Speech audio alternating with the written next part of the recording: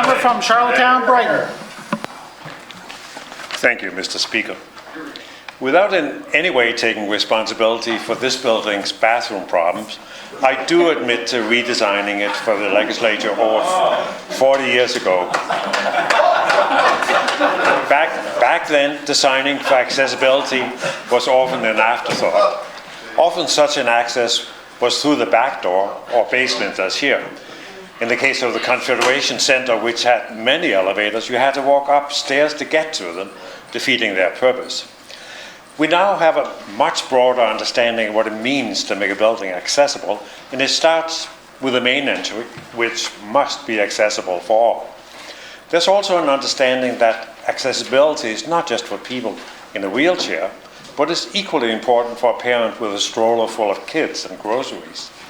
We also know that we need to link dwellings for people with disabilities with transportation that is accessible as well, and that public facilities for all ages need to be accessible, such as playgrounds and schools.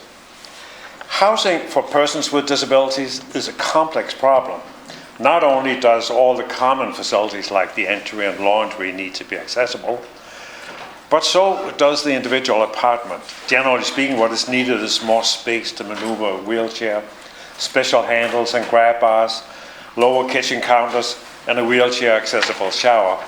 The details is where it gets difficult because the needs of the person using the apartment vary greatly from one person to another, depending on their particular disability and the equipment they use. For instance, a person using a standard 18-inch wide manual wheelchair would be happy in a far smaller space than a person using a 3x5 electric wheelchair. Despite the great need for accessible and affordable apartments, this government strategy seems to leave both in the hands of private developers. Developers naturally maximize their profit by minimizing accessibility standards and do as little as possible. Clearly, this approach is not working.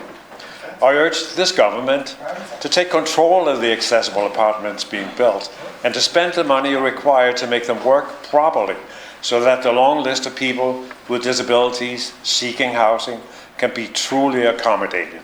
They deserve nothing less. Thank you, Mr. Speaker.